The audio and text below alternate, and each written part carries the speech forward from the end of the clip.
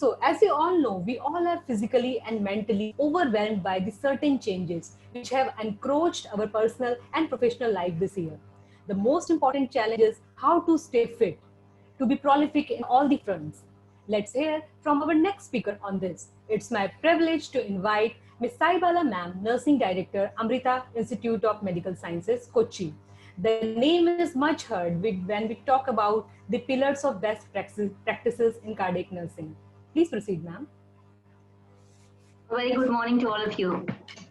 Hope I'm audible. Yes, ma'am. Okay. This is a right combination. Actually, you have a left brain and a right brain combination happening with an intellectual scientific session and a bit on, how we could actually go in with just a second. I'm struggling a little bit with my technology.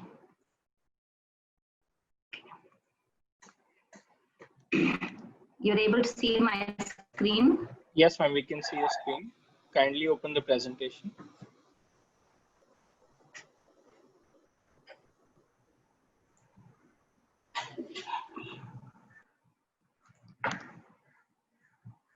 Meanwhile, as I'm dealing with a little bit of technological glitches, as usual, I'm just trying to, get you updated on what I'm trying to talk to you.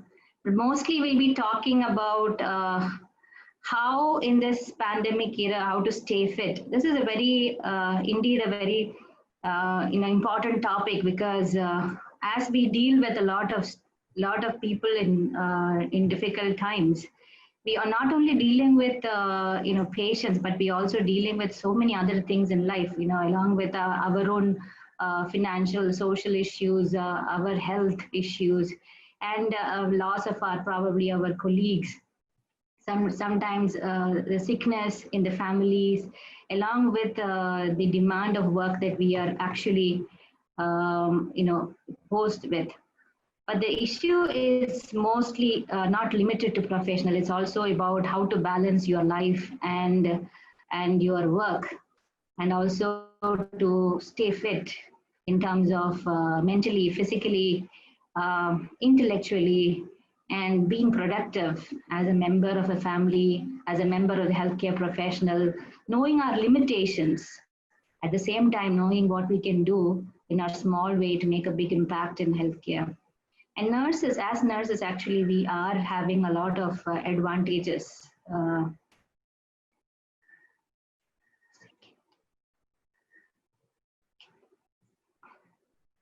You're able to see my presentation, right?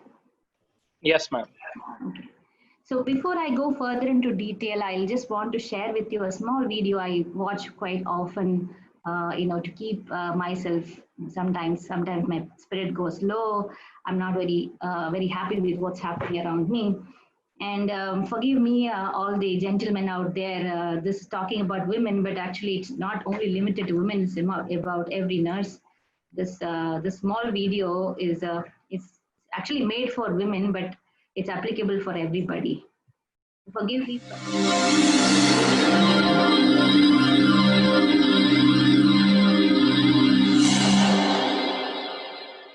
So in summary,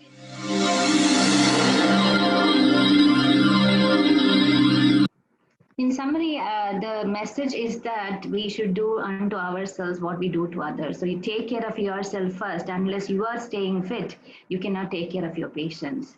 And all the knowledge, all the ability that we have is only useful when we are able to give it back to the society in the way it should be in the right time. So what are some of the challenges that we face now?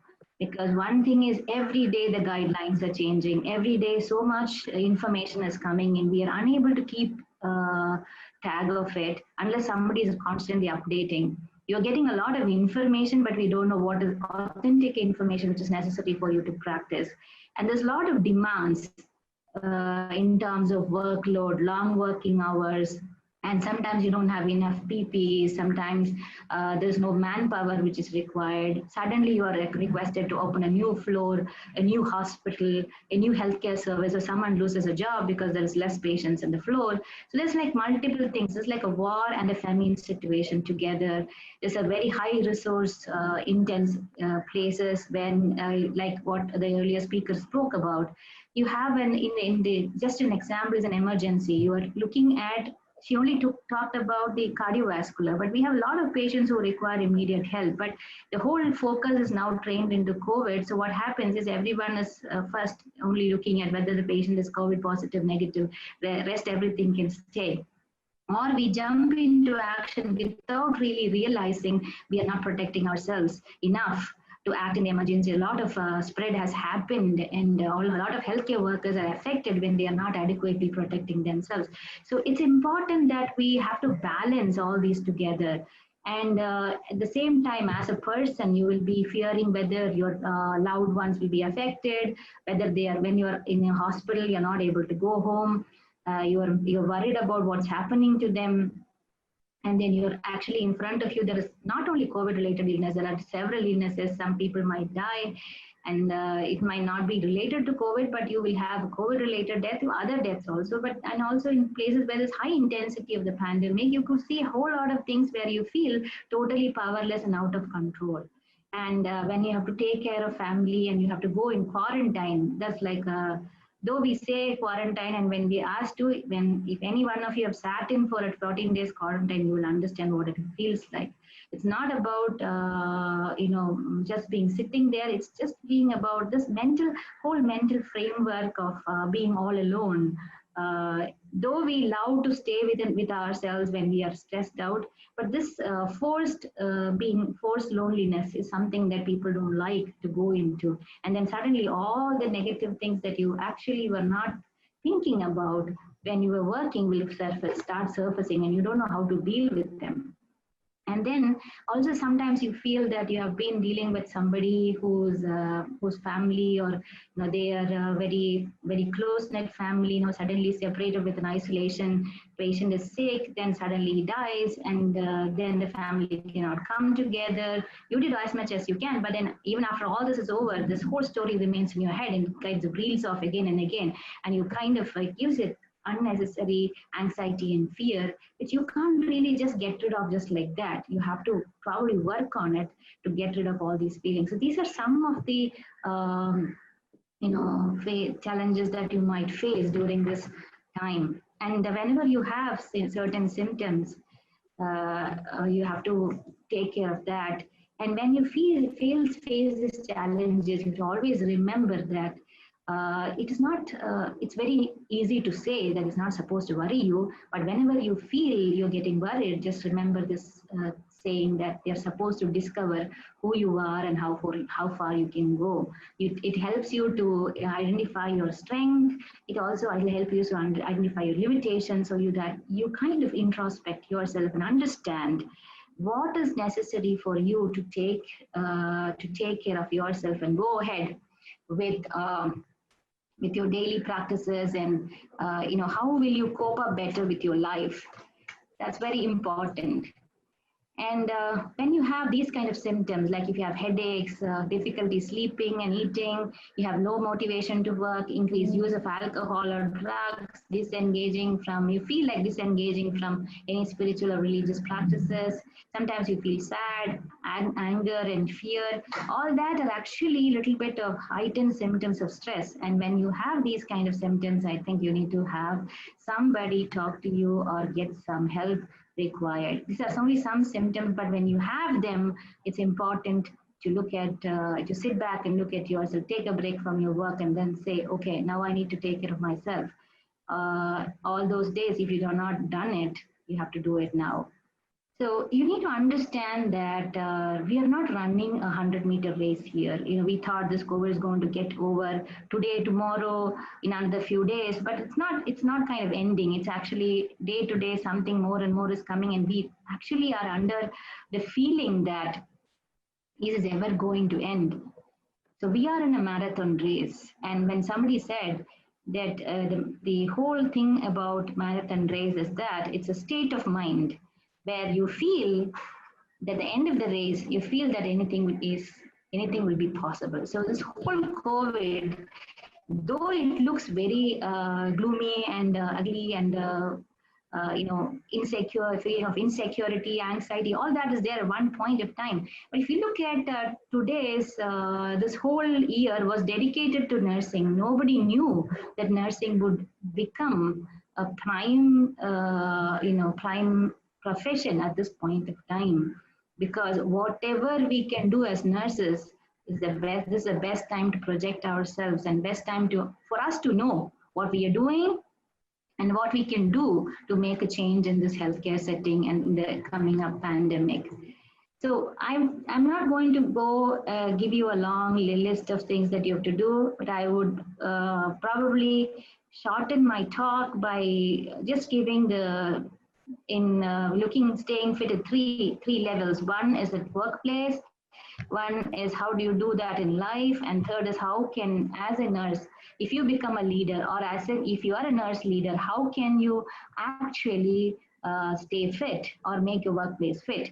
So basically, you need at the workplace, we need to be flexible because we have a lot of protocols, procedures, and everything that's been going on. But the issue is that you can't stick on to the same old norms. And the more you are flexible, the more stable you will be. So we might have to have flexible schedules. We might have to have flexible ways of doing things. We might have to accommodate people, but we cannot be so flexible that there's no protocol at all. So there's a kind of fine balance where you stick on to the policy at the same time you make sure that you are flexible enough to accommodate the changes that is required in the workplace. Innovation. What is innovation? Innovation is execution of an idea which is productive for the institution, for the profession, for yourself and the community. So what does it take? It takes just a bit of thinking. It takes a bit of thinking on how can I make a difference in the small level. You need not be a leader. You can be a simple nurse. You can be somebody working in the community. You can be anybody. But the thing is that the thought process of how I can change something to make something better, because all that was working all this time is not working now. So how do I do it? And this kind of thinking is important, and that will actually give us inspiration, and also it also gives us the energy to move forward. Simple things like creating e-forms and in the hospital, reducing papers, reducing the process flows, thinking about how the patient can be served better when there is no relative around. Food is a problem. Culture, people are admitted from different cultures. Their schedules are affected. They want to do something, and you're only person available. So what do I do today? I'm faced with a new issue. So what do I do? How do I help others to cope up with it? So come up, talk up, discuss with your supervisor, discuss with your colleagues, come up with a plan. I'm sure that every small thing that you do will really, really contribute to great work in this pandemic era, because every small resource is important and is as rich as anybody else. And you have to keep yourself trainable, in the sense you have to always educate yourself. You can't say that, oh no, yesterday we said this is like an airborne, today they're saying no, it's droplet. So what do you believe in? They're saying natural remedies, okay, homeopathy is fine. You are doing about talking about antivirals. So what is that which is best? Because this itself is it's not predicted yet. We are actually pushed into a situation where we don't know what to do. So every day there'll be new education which is coming in, and we need to keep ourselves updated. At the same time, we need to make sure that we are getting the right kind of information, authentic information that will keep us in par with any other healthcare professional. At the same time, you're not too overwhelmed by so many ideas and things that you don't know really what to follow. So you cannot close yourself because too much information is coming in. You have to be open to educate yourself, to learn more, and to be scientifically sound so that you can really get in well with what is happening in the ground today. The second thing is about in life, in personal life. What do you do? So you have to be, see, the thing is when you start this whole new pandemic or any disaster or any something interesting comes, every single media talks about it. And every small information is like, repeated, like an ad. If you see an ad 10, 15 times, you will remember everything in every single dialogue in that ad. This is like that. So you, every time you hear COVID, COVID, COVID, after some time your brain will start shutting down. Every time, the next time somebody says COVID, you said, oh my God, I don't want to listen again. This is too much of information. So you really have to, and then if you put on any news channel, any update, this whole thing creates, rather than relaxation, sometimes it creates more stress and pressures rather than just a feeling of feeling good about it. So you have to filter information. You have to take break from your media now and then to make sure that you're not too overwhelmed. At the same time, brain has a habit. When you hear so many guidelines over and over, what happens? It says, okay, now every day they are talking about 2 meter distance. They're talking about washing hands, and we mock about it, and then it just becomes a habit. No, everyone around me, they're not sick, so why should I follow? Or like I'm too tired with all these years. Let me just put the advisor off for 2 minutes and have a cup of coffee with my friend together. So that's that 2 minutes is when you probably get infected. So this is like a habituation. The brain has a habit of not trying to exhaust itself. So it'll take influence from the surroundings, and then it'll take in some kind of information and say, okay, fine, I don't have to really be so panicky. This can go. It will reduce the our perception of risk about the illness and the surroundings. So that's also not very healthy. So we have to. That's why re-educating yourself and then keeping you informed, keeping us yourself informed of the guidelines and repeating everything is important. But at the same time, too much repetition and too much of information also will clog your brain so much that you don't really feel like hearing it anymore. So there's a balance between what information you take in and how much you followed, what you have to be followed. And the personal time means exercise. Physical exercise is important. For mind, it's not activity. Mind actually requires rest. It's silent time, and it requires to reflect on itself. You have to have some creative, because you see a lot of things in life which are not which you cannot control.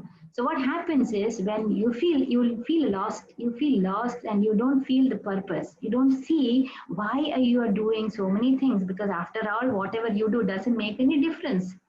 So you have to have that permanent purpose thing inside. So that's why it's important to have some kind of spiritual activity where you go back and say, okay, I have come to this world for a purpose and I have something to do. I have to relook at these things. You need to have that kind of personal time for physical health, for mental health, for spiritual health, your social health, your economical health. All that is important. And you need to have certain activities named in each of these banners.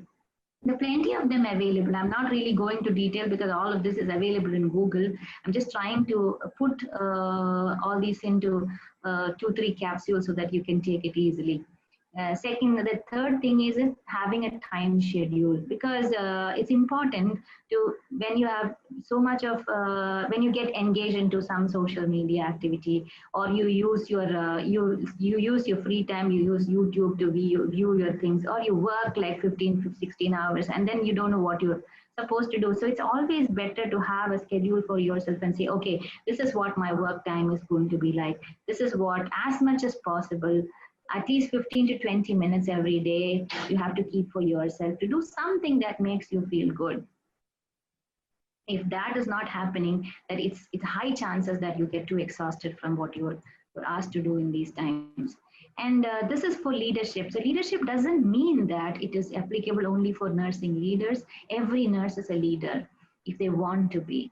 So what you are supposed to do as a leader, you have to stay focused, because when there is too much of things happening, there's too much of demand. It's important to decide on whether what is the activity that you're wanting to do. So you're wanting to protect your patients, you're wanting to protect yourself, you're wanting to have a task completed. There's too much of hangama around you. It's very difficult to stay focused on what you want to get solved. So it's important to have in leadership, it's important to have the focus on this, the equal balancing between the COVID and non-COVID areas, the COVID and non-COVID patients, resource intense areas versus resource low areas, certain OPD, certain times you will have to close down a whole lot of units. So what do you do with the staff? You cannot send them home. So you kind of make a schedule so that you can fit in everybody. But at the same time, you can't lose focus of one thing. You have to focus on everything, but you can only do one thing at a time. So you need to have your team geared up to do all that together. And you need to hear, actually, as a leader, you need to be inspired by yourself. You can't sometimes get inspiration from others. If you seek inspiration from outside, it might be difficult at this time. So you have to find your own ways to keep yourself inspired and look at, for that, the best thing is to do, list down what are the, one thing that you did that helped you to feel better that day, that particular day. Did you really contribute something? And if, what is that, and if, what made you happy? If you start writing those things down, it might keep you really inspired. And just touching somebody's back and say, okay, good work, my dear, we really appreciate you, that makes a day for somebody. But that small things really matters, and unless we are inspired ourselves, we won't be able to inspire anybody else around us. And then the last thing is about teamwork and transformational leadership. Teamwork is, it's not only limited to a leader and a group of people. It's like you have to build a team within nursing. You will have to work with a lot of professionals whom we actually have a lot of differences because they don't understand the nursing from the nursing perspective. They try to educate you on how nursing should work. And we might feel really, start getting this, the thing at when to associate, when to dissociate, when to really put your foot down. It's like it's a big challenge. It's not very easy, especially during the crisis. Everybody loses their discrimination, and it's like you really can't pick out the right kind of responses at times. But this is another thing we really have to focus on, because unless we work together, we can't achieve anything. And transformational leadership, in a sense that it's about behavior. This is a behavioral change which is asked for. And right from the leader to everybody in the healthcare, to patients, to community, everyone is asked to change their lifestyles and habits and all that.